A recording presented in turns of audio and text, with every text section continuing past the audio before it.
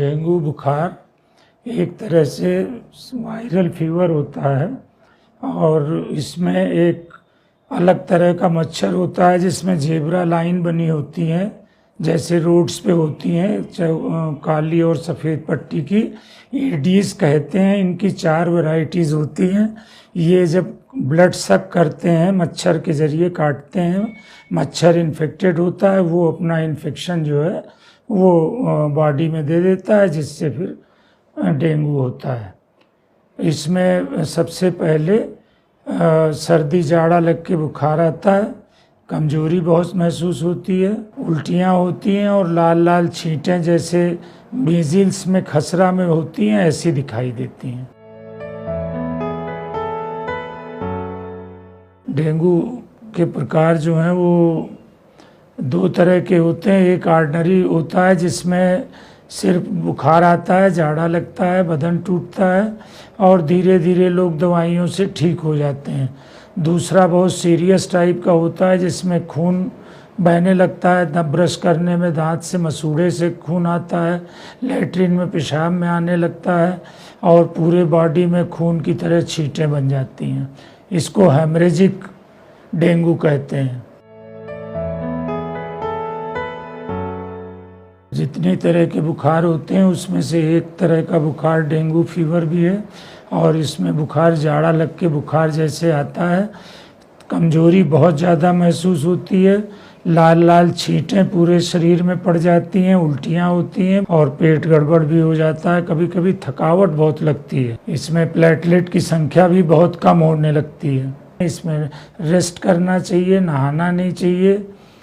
ये सब चीज़ें इसके लिए बहुत ज़रूरी हैं और खान पान का ध्यान रखना चाहिए, पानी खूब पीना चाहिए। एडीज़ होते हैं जो इसको फैलाते हैं, उनकी क्वालिटी मच्छर की ये होती है कि वो जेब्रा लाइन उनकी बॉडी में बनी होती है, काली सफ़ेद पट्टियाँ होती हैं। जब वो काटते हैं तो जर्म्स जो हैं बॉडी में चले जाते हैं और वो डेंगू काज करते हैं, जिसके लक्षण सब ये जूड़ी बुखार वगैरह सब हो जाते हैं। 4 तरह के पाए जाते हैं कीटाणु, डेन 1, 2, 3, 4।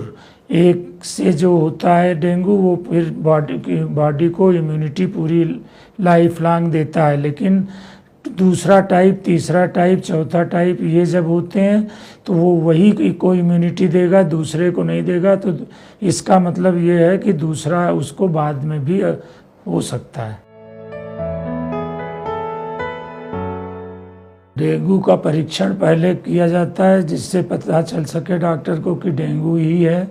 इसके लिए जो टेस्ट होते हैं उसमें पहले सीबीसी ब्लड टेस्ट होता है जिसमें प्लेटलेट काउंट का पता चलता है, टोटल काउंट का पता चलता है। फिर NS1 होता है और IgM फॉर डेंगू कराया जाता है जो कन्फर्म कर देता है कि डेंगू ही है। जब ये पता चल जाता है तो उसको इलाज के लिए रेस्ट करना चाहिए, पानी खूब पीना चाहिए और दवाइयों में पैरासीटामॉल दिया जा सकता है। इसके अलावा या जो उसको लक्षण, अगर उल्टी होती है तो उल्टी की दवा, पेट में दर्द होता है तो पेट में दर्द की दवा, इस तरह से करके ट्रीटमेंट किया जाता है और मरीज ठीक हो जाते हैं। डेंगू बहुत घातक हो सकता है। उसका दूसरा टाइप जो हेमरेजिक है उसमें बहुत जान जाने की वो रहती है। अगर कायदे से ट्रीटमेंट नहीं मिला तो उसको दिक्कत हो जाती है। इसके लिए डॉक्टर को और मरीज को दोनों को चाहिए लापरवाही न करें। डॉक्टर को इसलिए चाहिए कि डेंगू में खून बहता है और जो आजकल चल रहा है कोरोना, उसमें खून जमता है, क्लॉटिंग होती है। तो क्लॉटिंग और बहने दोनों में एक दूसरे का इलाज मिलने से बिल्कुल मौत तक हो सकती है। इसलिए डॉक्टर को ये चाहिए कि डेंगू और कोरोना में फ़र्क टेस्ट करके कंफर्म कर ले, तब उसका इलाज करे। और खून बहने से जो प्लेटलेट के कण होते हैं जो खून की नलकियों के अंदर चलते रहते हैं और एक तरह से उसको प्रोटेक्शन देते हैं, उसमें जब प्लेटलेट कम होते हैं तो खून की नली से निकल के बाहर बहने लगता है, जिससे दिमाग में ब्रेन हेमरेज हो जाता है, खाल के नीचे हो सकता है, लीवर डैमेज हो सकता है, फेफड़े हो सकते हैं, दिल हो सकता है, सब जगह खून का रिसाव हो सकता है जो जानलेवा होता है। ये मच्छर जो है ये एक अलग तरह की क्वालिटी होती है कि ये साफ पानी में रहता है। साफ पानी का मतलब जो पानी आज गिरा उसमें या कंटेनर में या ऊपर टंकी में, कूलर में ज़्यादातर होता है कि कूलर में रहते हैं। ऐसे साफ गंदे पानी में ये मच्छर नहीं पाए जाते हैं। इसलिए ज़रूरी है कि साफ पानी भी बहता रहना चाहिए, उसको रोकना नहीं चाहिए बिल्कुल। और इसका बचत करने के लिए स्मोक का छिड़काव किया जाता है जिससे कि इनके कीटाणु मर जाते हैं। और मरीज को चाहिए कि मच्छरदानी लगा के सोए। मच्छरदानी से मच्छर से बचत होगी।